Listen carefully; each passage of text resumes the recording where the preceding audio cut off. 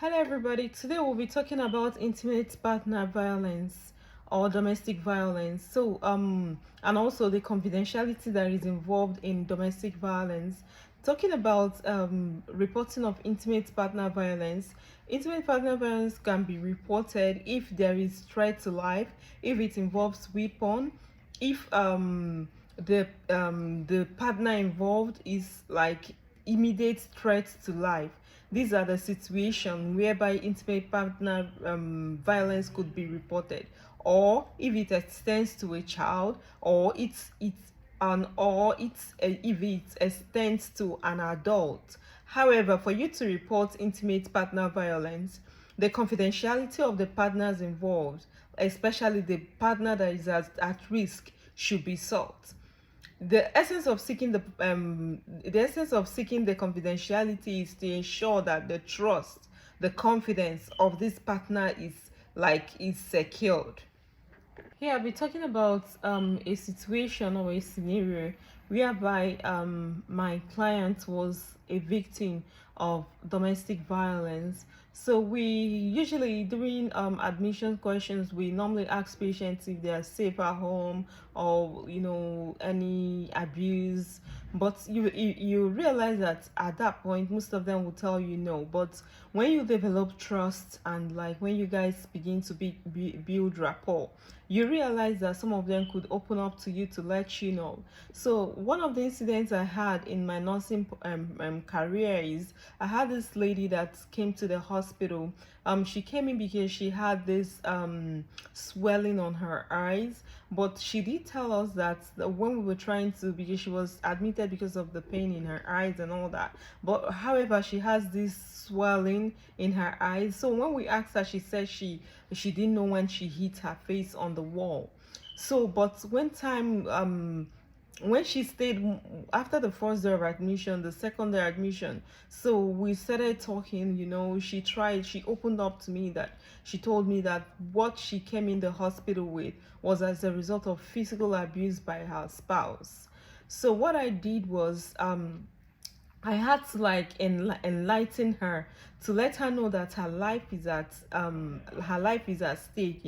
So what I did also, I had to escalate this to the charge nurse. So the charge nurse showed me where I could pull up resources to give to the client, to my patient, to read about more the consequences of intimate partner violence. Also, what I did, I had to the charge nurse directed me on what to do, how to report it. So I filled the form, I escalated to the manager.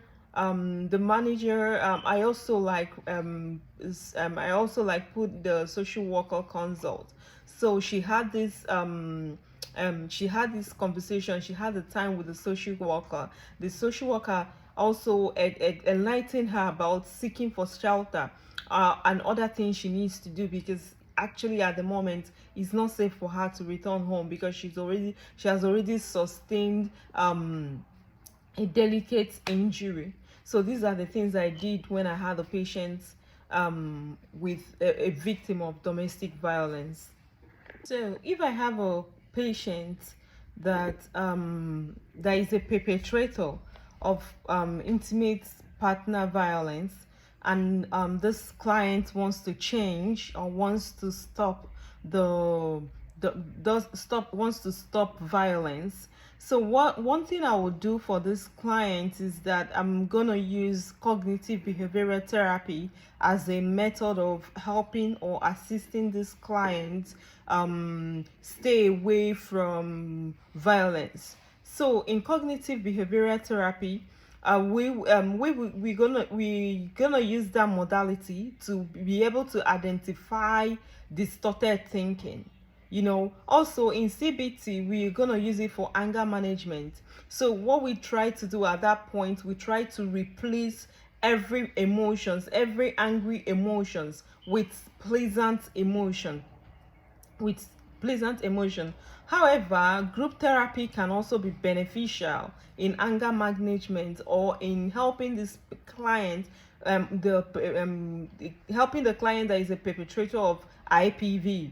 If the client is able to follow a structure structural method of learning, then the group therapy is going to be helpful for this class. Talking about the group therapy, one of the structured programs that could be used in the group therapy is the Batra intervention program. In Batra intervention program, this helps the client to, to be more accountable to his or her behaviors or his or her activities. It's also, there is gonna be also like peers input, and this will help the client to improve. This will help the client to stay away from bad behaviors.